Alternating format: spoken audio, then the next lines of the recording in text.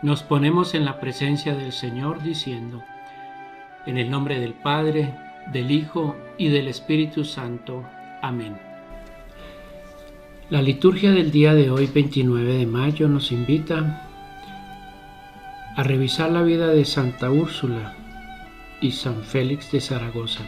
Centrémonos hoy también en la palabra del Señor, porque en ella vamos construyendo un camino de oración, un camino de crecimiento espiritual. La primera lectura está tomada del libro de los Hechos de los Apóstoles, capítulo 25, versículo 13 al 21. El rey Agripa y Berenice llegaron a Cesarea y fueron a saludar a Festo. Como ellos permanecieron varios días, Festo expuso al rey el caso de Pablo, diciéndole: Félix ha dejado a un prisionero, y durante mi estadía en Jerusalén, los sumos sacerdotes y los ancianos de los judíos presentaron quejas pidiendo su condena. Yo les respondí que los romanos no tienen la costumbre de entregar a un hombre antes de enfrentarlo con sus acusadores y darle la oportunidad de defenderse. Ellos vinieron aquí y sin ninguna demora me senté en el tribunal e hice comparecer a este hombre al día siguiente. Pero cuando se presentaron los acusadores, estos no alegaron contra él ninguno de los cargos que yo sospechaba. Lo que había entre ellos eran no sé qué discusiones sobre su religión y sobre un tal Jesús que murió y que Pablo asegura que vive. No sabiendo bien qué partido tomar en un asunto de esta índole, le pregunté a Pablo si quería ir a Jerusalén para ser juzgado allí, pero como éste apeló al juicio de su majestad imperial, yo ordené que lo dejaran bajo custodia hasta que lo enviara al emperador. Palabra de Dios. Te alabamos, Señor. Salmo responsorial. Salmo 103. Bendice, alma mía, al Señor. Que todo mi ser bendiga a su santo nombre. Bendice al Señor, alma mía, y nunca olvides sus beneficios. Cuanto se alza el cielo sobre la tierra, así de inmenso es su amor por los que le temen. Cuanto dista el oriente del occidente, así aparta de nosotros nuestros pecados. El Señor puso su trono en el cielo, y su realeza gobierna el universo. Bendigan al Señor todos sus ángeles, los fuertes guerreros que cumplen sus órdenes. Evangelio según San Juan, capítulo 21, versículos 15 al 19. Habiéndose aparecido Jesús a sus discípulos después de comer, dijo a Simón Pedro: Simón, hijo de Juan, ¿me amas más que estos? Él le respondió: Sí, Señor, tú sabes que te quiero. Jesús le dijo: Apacienta mis corderos. Le preguntó por segunda vez: Simón, hijo de Juan, ¿me amas? Él le respondió: Sí, Señor, tú sabes que te quiero. Jesús le dijo: Apacienta mis ovejas. Le preguntó por tercera vez: Simón, hijo de Juan, ¿me quieres? Pedro se entristeció de que por tercera vez le preguntara si lo quería y le dijo: Señor, tú lo sabes todo, sabes que te quiero. Jesús le dijo: Apacienta mis ovejas. Te aseguro que cuando eras joven, tú mismo te vestías e ibas a donde querías. Pero cuando seas viejo, extenderás tus brazos y otro te atará y te llevará a donde no quieras. De esta manera indicaba con qué muerte Pedro debía glorificar a Dios. Y después de hablar así, le dijo: Sígueme. Palabra del Señor. Te alabamos, Señor Jesús. Este hermoso evangelio nos muestra el amor de Cristo resucitado, a quien le habían dolido las 3 negaciones de Pedro la noche en que Jesús fue capturado. Pedro, que en la última cena había dicho que iría hasta la muerte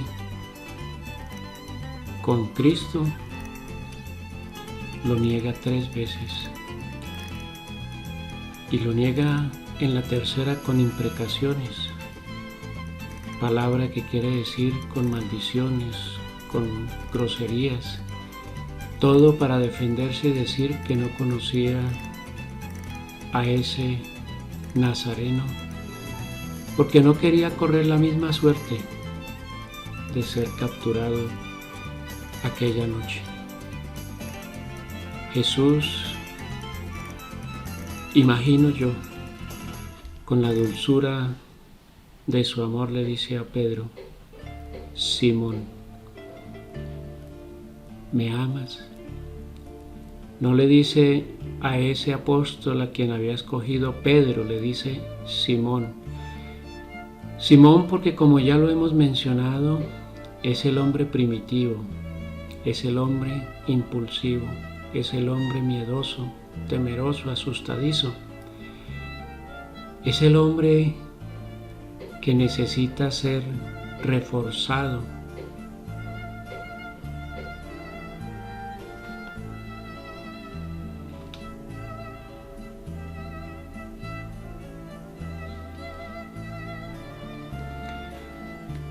Necesita ser reforzado en su fe. Y cuando Jesús le pregunta: Simón, ¿me amas más que estos? Miremos que allí estaban todos los apóstoles y Jesús lo hace para 2 cosas. La primera, para perdonar la primera negación, y la segunda, para decirle como cabeza de todos los apóstoles la misión a la que lo va a encaminar. Miremos que Jesús le dice: ¿me amas más que estos? Pudiera haberle preguntado a todos ellos lo mismo, pero se lo preguntó a Pedro. Y cuando Pedro contesta: sí, Señor, tú sabes que te quiero, Jesús le dijo: apacienta mis corderos.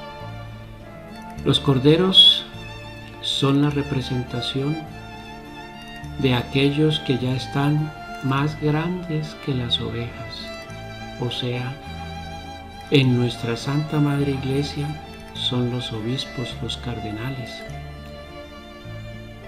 Está diciéndole Jesús: apacienta toda la grey, a los de arriba.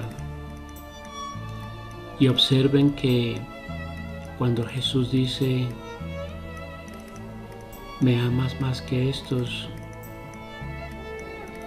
Y Pedro le responde: tú sabes que te quiero. Estamos viendo una respuesta de Pedro en donde lo normal y natural sería que le dijera: tú sabes que te amo, porque ese amar es dar la vida, como Jesús. Pero Pedro dice: tú sabes que te quiero. Ese te quiero es como el frío, como la duda, como diciéndole a Jesús: tú sabes que te quiero, pero aún Pedro tiene miedo, aún Pedro está asustado, aún Pedro tiene temor, inclusive a no ser perdonado, porque verdaderamente todavía está en Pedro ese Simón antiguo, el que todavía no ha sido revestido del Espíritu Santo, el que no ha sido llenado con esa fuerza y fortaleza de los dones del Espíritu Santo. Y Jesús le vuelve a repetir: Simón, hijo de Juan, ¿me amas? Miren que ya no le dice más que estos, sino que ya les dice delante de ellos, ¿me amas? Y él le vuelve a responder, sí, Señor, sabes que te quiero. Y Jesús le dice, apacienta mis ovejas. Ahora le está diciendo, no solamente que apaciente sus corderos, que son los grandes, los más altos en el rebaño, sino que le dice, apacienta mis ovejas. ¿A cuáles ovejas se refiere? A las pequeñas, a las que necesitan ese sustento diario de llevarlas a pastar en los campos verdes, en las fuentes de agua viva. Y sabiendo Jesús que Pedro le había negado 3 veces, vuelve por tercera vez a preguntarle a Pedro, ¿me amas? Dice que Pedro se entristeció porque Jesús le preguntó por tercera vez. Pedro no veía que Jesús lo estaba alabando de las 3 negaciones, pero además Pedro se entristece por la reiterada pregunta de Jesús sin caer en la cuenta de la tristeza y el dolor que le había causado a Jesús esas 3 negaciones. Y eso nos sucede muchas veces en la vida. Somos soberbios, altivos, orgullosos, prepotentes y decimos yo no voy a caer. Y en el momento menos esperado, en el más desafortunado para nuestras vidas, caemos, negamos al Señor. No necesariamente repitiendo las palabras de Pedro de que no conozco a ese nazareno, sino que lo hacemos olvidando los mandamientos, olvidando los preceptos, olvidando el Evangelio, olvidando las palabras de Cristo. Negamos al Señor simplemente dejando de cumplir lo que Él expresamente nos ha mandado en ese sermón de la montaña. Amen a sus enemigos, oren por quienes los persiguen. Si te golpean en la mejilla derecha, pon también la izquierda. Y todo aquello que Jesús nos invita a hacer para ennoblecer nuestro corazón, para verdaderamente ser discípulos del Señor. El cristianismo hace muchos años hacía una reflexión ante el Santísimo y simplemente recibía en mi corazón esta enseñanza de Jesús. Y él me decía, el cristianismo no es una religión, el cristianismo no es una filosofía, ni un pensamiento, ni una corriente social o política. El cristianismo no es una novedad, el cristianismo es un camino. Y me deja ver Jesús que ese camino comienza allá, en Nazaret, cuando la Santísima Virgen María recibe la visita del ángel San Gabriel.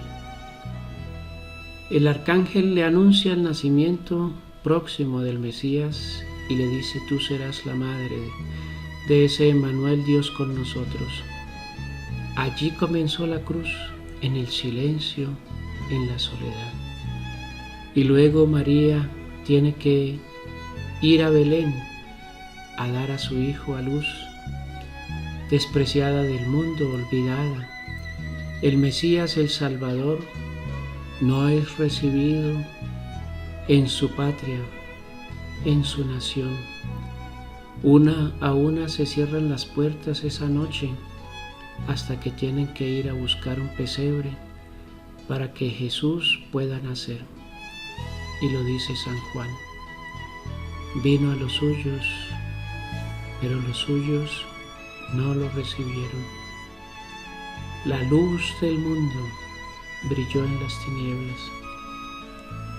Y ese camino de la cruz que nos invita a Jesús, el cristianismo, seguir a Jesús, en aquella noche despreciado, olvidado, tuvo que nacer en el silencio, allá solamente acompañado por un burro, por una mula. Y Jesús me va indicando ese camino del cristianismo, la obediencia al Padre y a la Madre. No se vuelve a hablar de Jesús hasta los 12 años, cuando acompañó a sus padres al templo de Jerusalén para la Pascua. Y dice que Jesús volvió a la casa y obedecía a sus padres, crecía en edad, sabiduría y gracia. Y a los 30 años sale de su casa. El camino del cristianismo es prepararse para ganar almas para el Señor. ¿Y cómo nos preparamos? En el silencio, sin brillar, solamente dejando que nos llene el Señor con su palabra todos los días, no descansando ni uno solo, porque la palabra de Dios es continua, viva y eficaz. Y en esa predicación Jesús me lleva y me muestra que a los 30 años salió a predicar. Duró 30 años allá, obedeciendo a papá y mamá. Y sale a predicar 3 años.